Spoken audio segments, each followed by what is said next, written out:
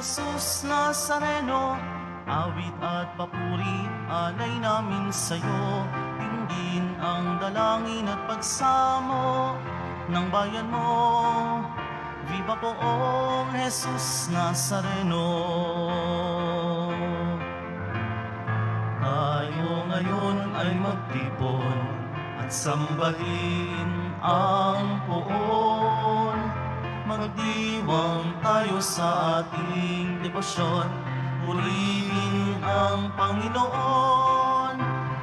Viva poong Jesus Nazareno, awit at papuri, alay namin sa'yo.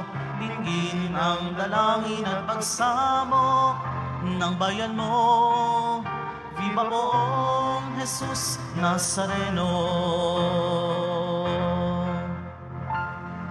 Sa ngalan ng Ama at ng Anak at ng Espiritu Santo, ang pagpapala ng ating Panginoong Hesukristo, ang pag-ibig ng Diyos Ama, at ang pagkikipagkaisa ng Espiritu Santo, naway sumainyong lahat. Mga kapatid, tinipon tayo bilang kaanib ng angkan ng Diyos, kaya dumulog tayo sa maawaing Panginoong nagpapatawad ng lubos. Sinugong tagapagpagaling sa mga nagsisisi, Panginoon, kaawaan mo kami. Dumating na tagapag-anyayang mga makasalanan ay magsisi, Kristo, kaawaan mo kami. Nakaluklok ka sa kanan ng Diyos Ama para ipamagitan kami, Panginoon, kaawaan mo kami.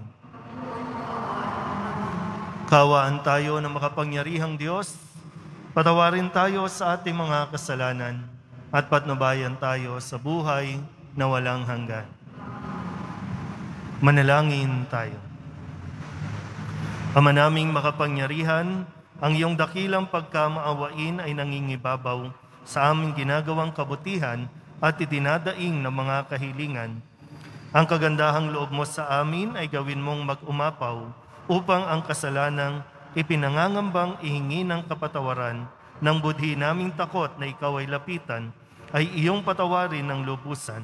At ang ipinag-aalangan naming hilingin sa pagdarasal ay iyong pagbigyang aming makamtan sa pamamagitan ni Jesucristo kasama ng Espiritu Santo magpasawalang hanggan.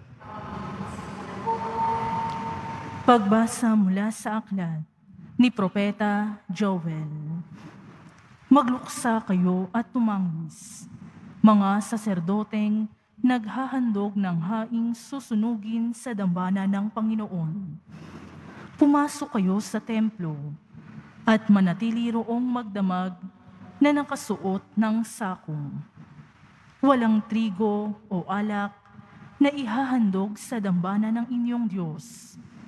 Iutos ninyo na mag-ayuno ang lahat. Tawagin ninyo ang mga tao upang sumamba. Tipunin ninyo ang matatanda at lahat ng tagahuda. Pumasok kayo sa templo ng Panginoon na inyong Diyos at sumamo sa Kanya. Malapit na ang araw ng Panginoon at magaganap ang pagkawasak na likha ng Kanyang kamay. Kalagim-lagim ang araw na yaon. Hipan ninyo ang trumpeta. Ibigay ang hudyat sa Siyon, sa banal na burol ng Diyos. Manginig ang lahat ng nananahan sa Huda. Dumating na ang araw ng Panginoon. Ito'y makulimlim at malungkot na araw. Madilim ang buong paligid at lumitaw ang napakakapal na balang tulad ng paglaganap ng liwanag sa kabundukan kung nagbubukang liwayway. Hindi pa nangyayari ang ganito ng mga nakaraang panahon at hindi na mangyayari pang muli. Ang salita ng Diyos. Makatarungang paghatol ang igagawad ng poon. O Panginoon ko, buong puso kitang pasasalamatan. Ang kahangahangang ginawa mo poon, aking isasaysay. Dahilan sa iyo, Ako ay aawit na may kagalakan. Pupurihin kita, Panginoon, naming kataas-taasan. Iyong hinatulan, yaong mga hentil at mga balakyot. Alaala nila sa balat ng lupay, pinawi mong lubos. Itong mga hentil, nahulog sa hukay na ginawa nila. Sa kanilang bitag na umang sa akin, ang nahuli sila. Dapat kilalaning haring walang hanggan itong Panginoon. Kanyang itinatag yaong kanyang trono upang doon humatol. Ang pamamahalan niya sa daigdig, pawang naaayon sa makatarungan niyang pagpapasya bilang isang hukom.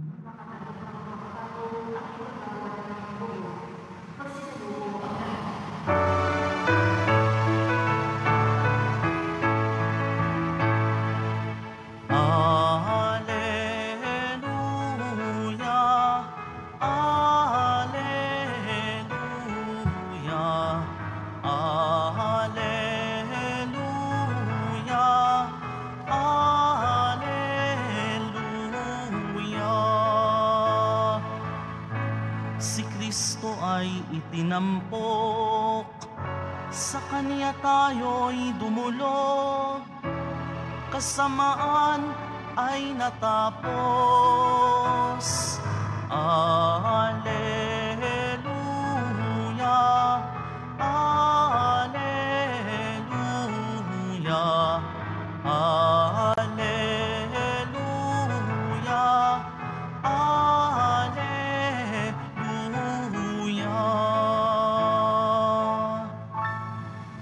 Sumainyo ang Panginoon.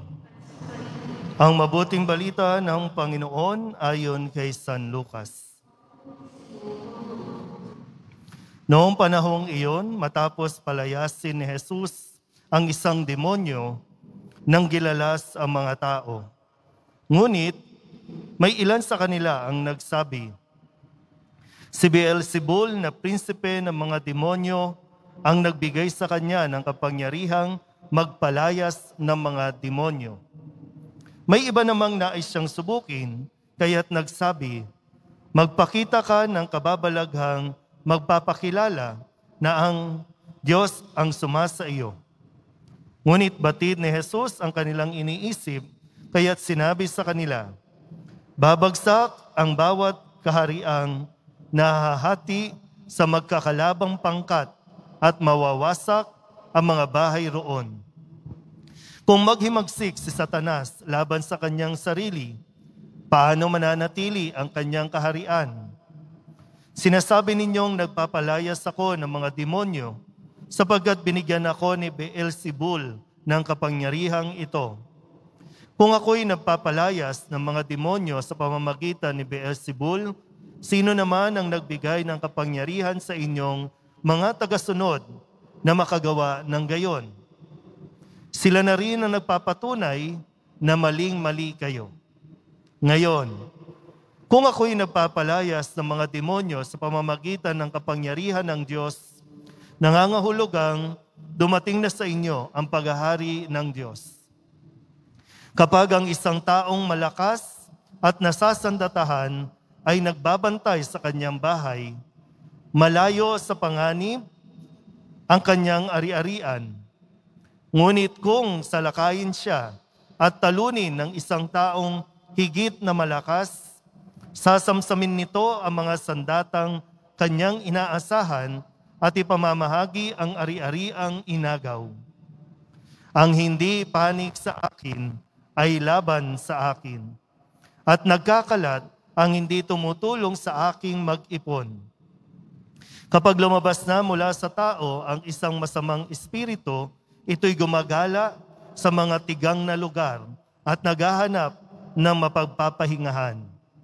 Kung walang matagpuan, ay sasabihin nito sa sarili, babalik ako sa bahay na aking pinanggalingan. Pagbabalik ay matatagpuan niyang malinis na ang bahay at maayos. Kaya lalabas siyang muli at magsasama ng 7 pang espiritong masasama kaysa kanya. At papasok sila at maninirahan doon. Kaya't sumasama kaysa dati ang kalagayan ng taong iyon. Ang mabuting balita ng Panginoon. Isang magandang araw po sa inyong lahat. Palapakan natin ang Poong Jesus Nazaret.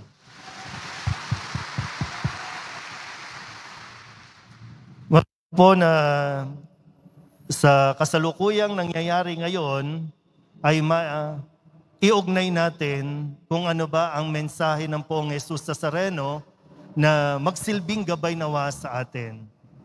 Tingnan po natin yung mensahe ng Poong Jesus Nazareno para nang sa ganon masuri natin. Kasi nagdadasal po tayo sa Nazareno, sana maging maayos na ang buhay namin. Marami po sa inyo naghahanap ng trabaho, mga gustong makapag-abroad, no? Marami po ang dumudulog sa simbahang ito sa harapan ng Poong Nazareno para sa kabuhayan. At sinasagot naman yan ng Diyos.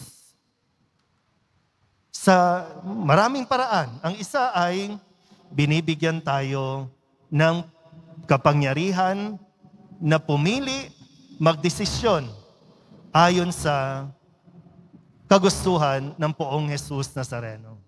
Kaya tingnan po natin, no? Sa Ebanghelyo, matapos gumawa ng napakaraming kabutihan si Jesus at yung huling nabanggit, pinalayas niya yung demonyo, no? Yung demonyong sumanib o sumapi doon sa isang tao o sa marami pa. Napalayas niya yon, naitaboy niya. At marami yung natuwa.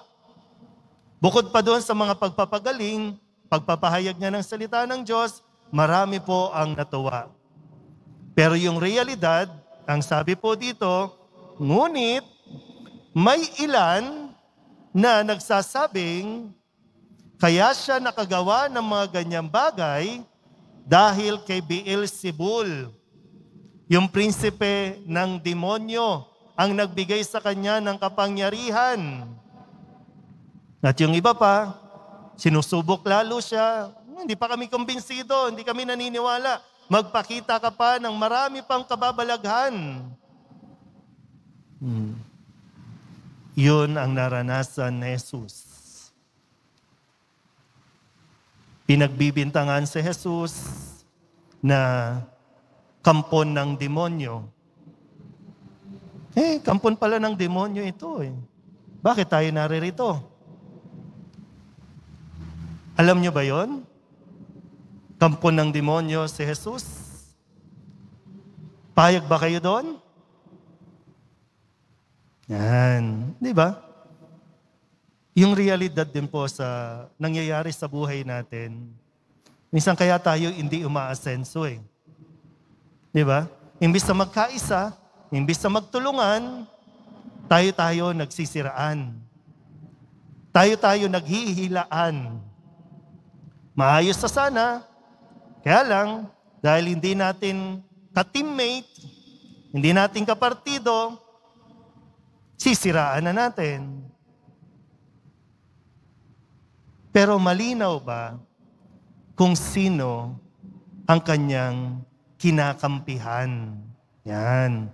Kasi sa Poong Jesus Nazareno, no, kay Kristo, malinaw sa kanya kung bakit siya naparito at kung sino ang nagtalaga sa kanya dito para maglingkod, para paglingkuran ng tao at sa kanyang paglilingkod, mailigtas ang tao mula sa kasamaan, mula sa panunukso ng demonyo.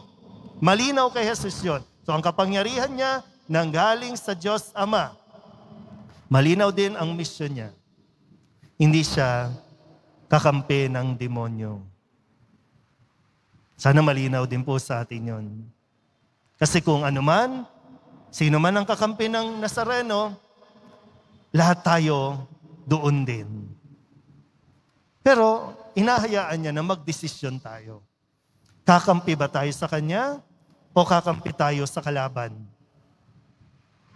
Kayo po ba? Malinaw po ba sa inyo kung bakit kayo naririto? Kilala ba natin talaga si Jesus, ang Poong Nazareno? Na sinasabi din, magpakatatag ka.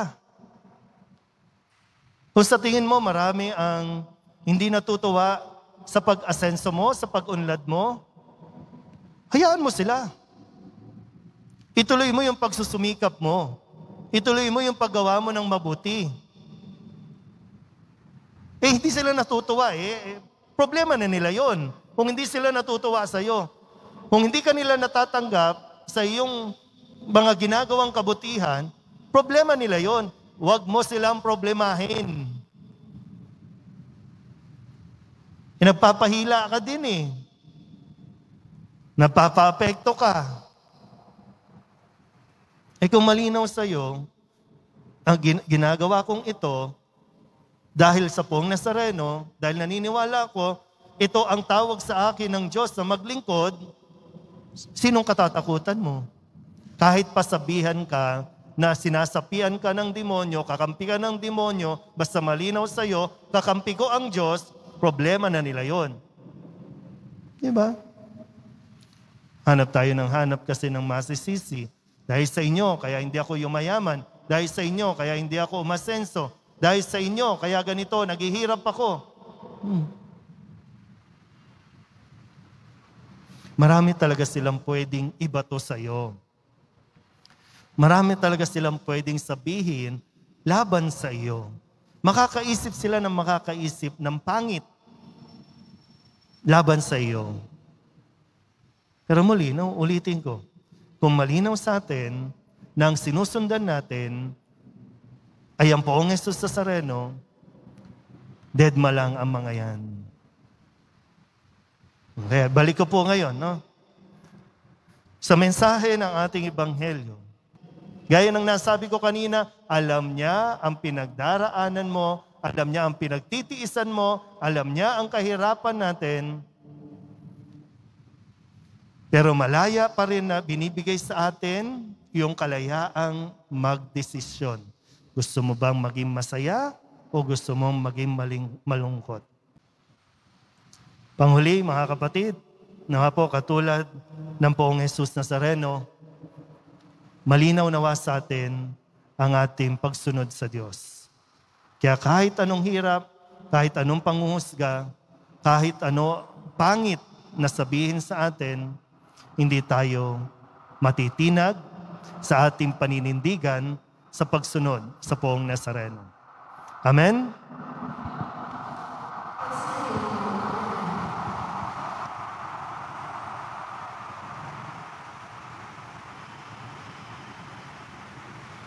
Minamahal ko mga kapatid, natitipon kay Kristong lumulupig sa lahat ng kasamaan.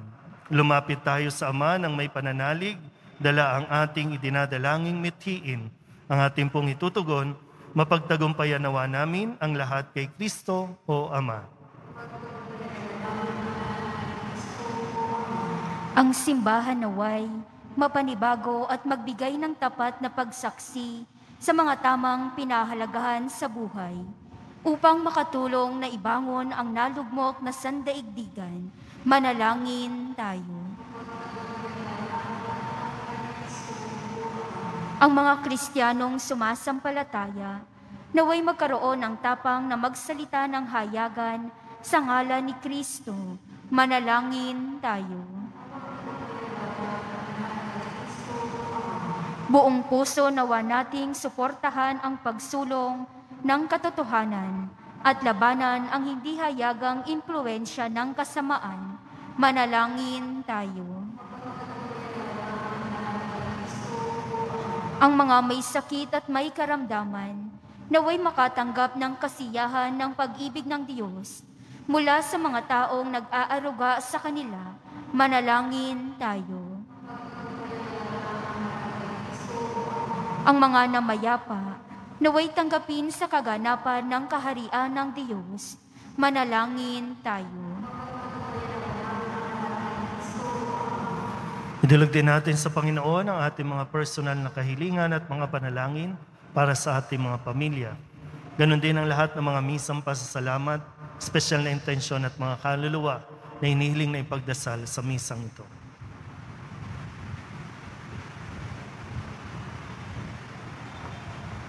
Ang lahat ng ito inihiling namin sa ngalan ni Kristo, ang aming Panginoon.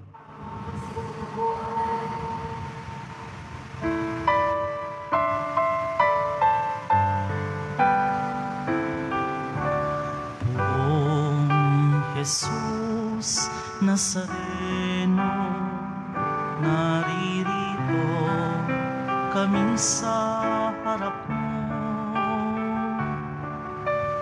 Alak at tinapay alay namin sa'yo, mula sa tangkay ng ubas at butil ng trigo, upang maging dugo't katawan mo. Manalangin kayo mga kapatid upang paghahain natin ang kalugdaan ng Diyos Amang makapangyarihan.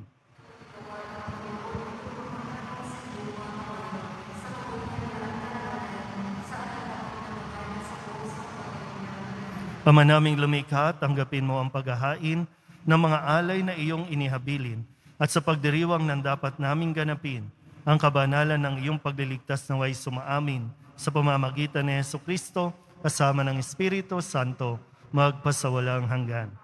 Sumainyo ang Panginoon. Itaas sa Diyos ang inyong puso at diwa. Pasalamatan natin ang Panginoong ating Diyos. Ama naming makapangyarihan, tunay ngang marapat na ikaw ay aming pasalamatan. Sa iyong paglingap at kagandahang loob, ang tao'y nilikha mo at pinangasiwa sa sansinukob. Sa hangad mong siya'y iwastong lubos, siya'y pinagdusa mo sa kanyang pagtalikod. Sa iyong paggiliw, iyong ipinahintulot na makabalik siya sa pamamagitan ni Kristo Jesus. Kaya kaysa ng mga anghel na nagsisiawid ng papuri sa iyo, nang walang humpay sa kalangitan, kami nagbubunyi sa iyong kadakilaan.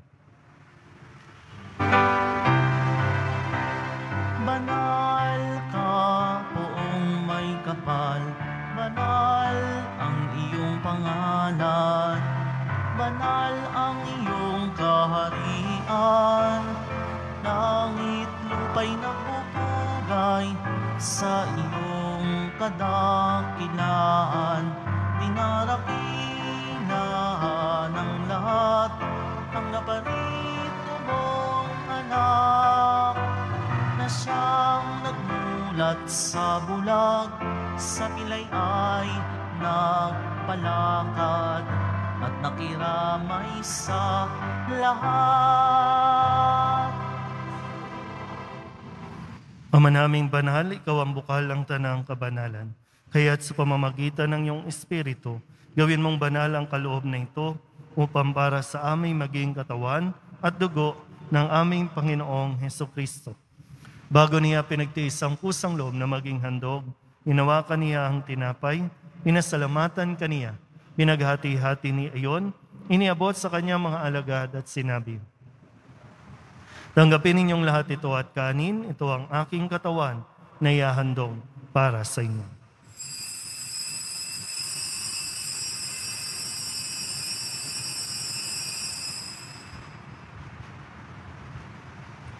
Gayun din naman, nang matapos ang hapunan, hinawakan niya ang kalis, muli kaniyang pinasalamatan. Iniabot niya ang kalis sa kanyang mga alagad at sinabi, tanggapin ninyong lahat ito at inumin. Ito ang kalis ng aking dugo, ng bago at wala hanggang tipan. Ang aking dugo na ibubuhos para sa inyo at para sa lahat sa kapagpapatawad ng mga kasalanan. Gawin ninyo ito sa pag-alaala sa akin.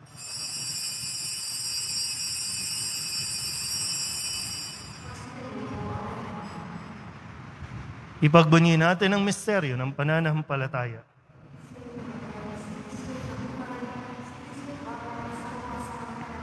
Ama, ginagawa namin ngayon ang pag-alaala sa pagkamatay at muling pagkabuhay ng iyong anak, kaya't iniaalay namin sa iyo ang tinapay na nagbibigay buhay at ang kalis na nagkakaloob ng kaligtasan. Kami nagpapasalamat dahil kami iyong minarapat na tumayo sa harap mo para maglingkod sa iyo.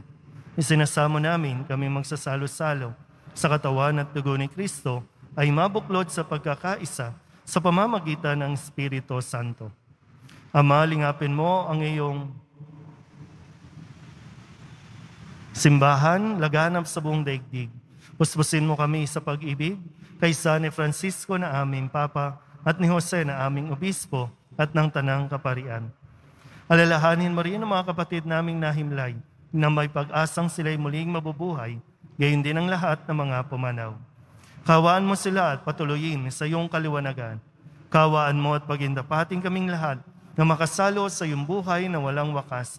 Kaysa ng mahal na Birheng Maria na Ina ng Diyos, ng kabiyak ng puso niyang si San Jose, kaysa ng mga apostol at ng lahat ng mga banal na namuhay dito sa daigdig ng kalugod-lugod sa iyo, may pagdiwang nawa namin ang papupuri sa ikararangal mo sa pamamagitan ng iyong anak na aming Panginoong Hesukristo.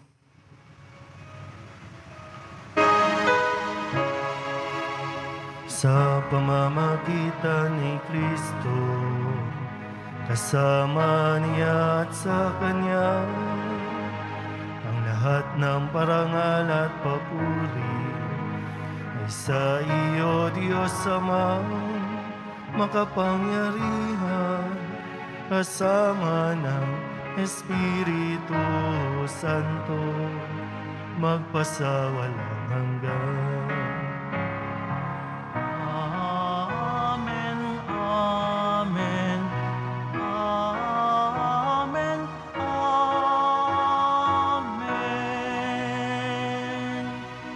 Buong kababaang loob tayong tumawag sa ating Panginoon ng Ama namin. Ama namin,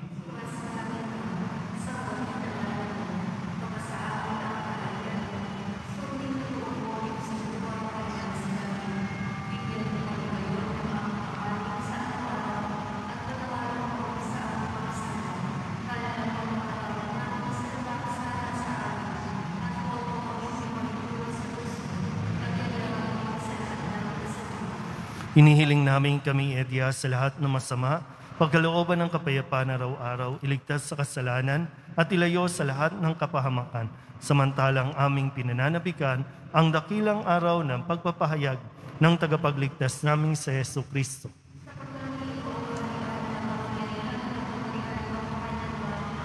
Panginoong Jesucristo, sinabi mo sa iyong mga apostol, kapayapaan ang iniiwan ko sa inyo, ang aking kapayapaan ang binibigay ko sa inyo. Tunghayan mo ang aming pananampalataya at huwag ang aming mga pagkakasala. Pagkalooban mo kami ng kapayapaan at pagkakaisa ayon sa iyong kalooban, kasama ng Espiritu Santo, magpasawalang hanggan. Ang kapayapaan ng Panginoon ay laging sumainyo. Magbigaan po tayo ng kapayapaan sa isa't isa.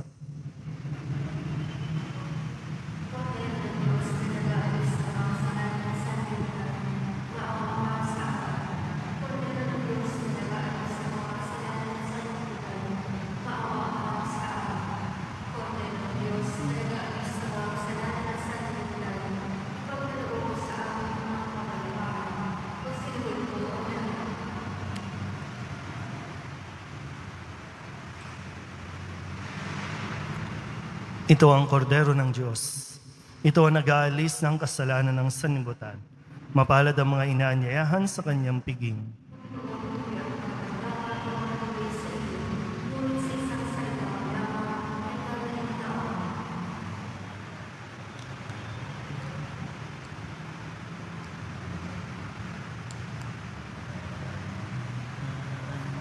Katawan ni Kristo,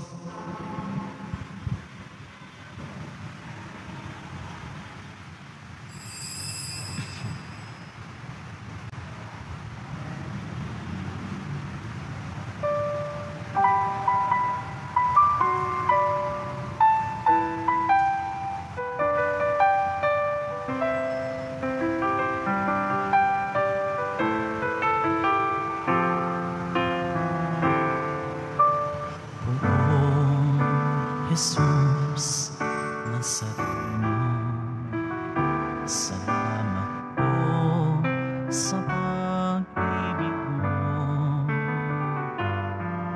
Ang buhay mo'y inialay, sa krus ay namatay, upang kami ay mabuhay. Poong Jesus Nazareno, patawad po sa mga kasalanan ko. Ang buhay ko'y iaan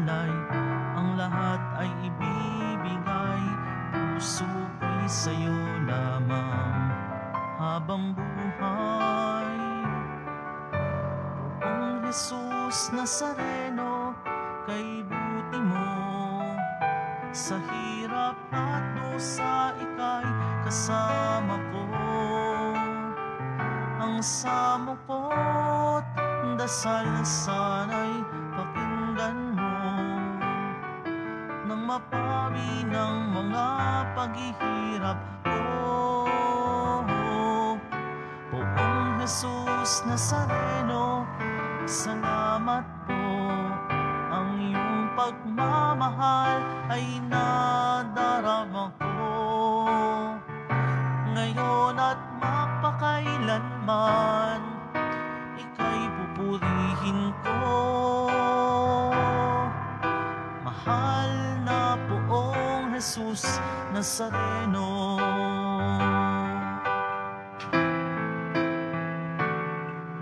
Poong Jesus Nazareno, kay buti mo sa hirap at dusa ika'y kasama ko.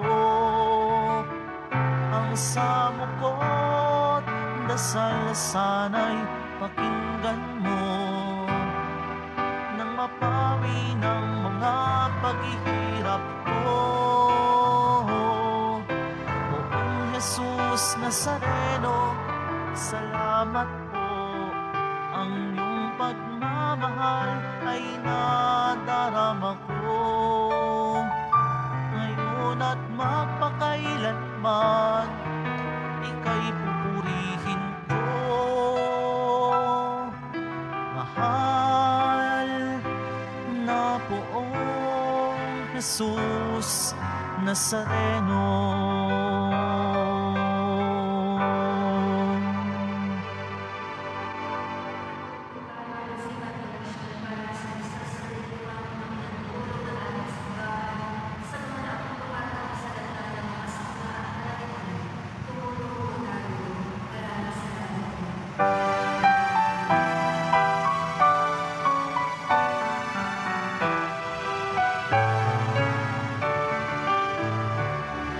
Walang sinuman ang nabubuhay para sa sarili lamang.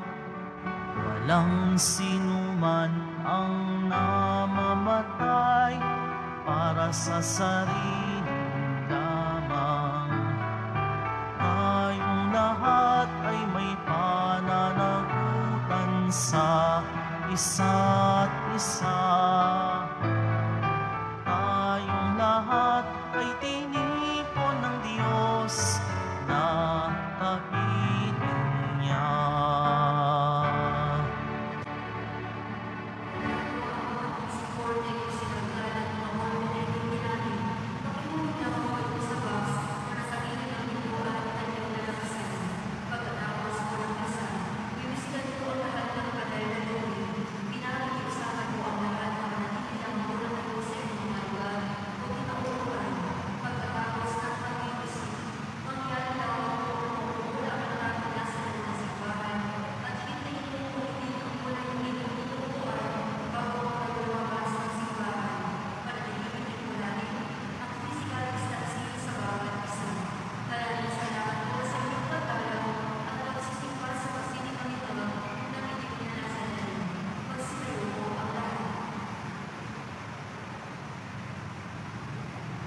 Manalangin tayo.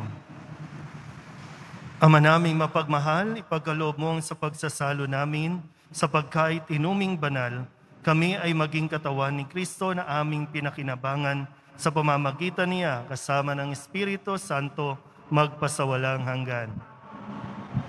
Sumainyo ang Panginoon. Manalangin tayo para sa pagbabasbas. Mahal na Poong Jesus Nazareno, inihayag mo sa pamamagitan ng krus ang walang maliw na pag-ibig ng Diyos sa sangkatauhan. Pakinggan mo ang kahilingan ng iyong angkan na nagsusumamo sa iyo. Makamtanawa nila ang iyong katugunan at tanggapin ang kasagutan na may utang na loob na tinatanaw. Basbasan din po ninyo ang mga daladala nilang mga imahin at dasalan at lahat ng mga may karamdaman.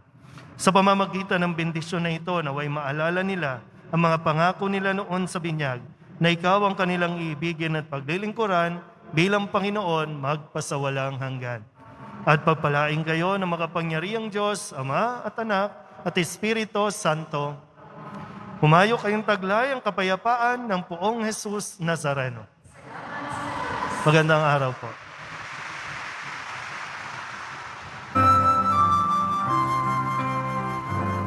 Nuestro Padre Jesus Nazareno, sinasamba ka namin, pinipintuho ka namin, aral mo ang aming buhay at kaligtasan. Nuestro Padre Jesus Nazareno, iligtas mo kami sa kasalanan. Ang krus mong kinamatayan ay sagisag ng aming kaligtasan.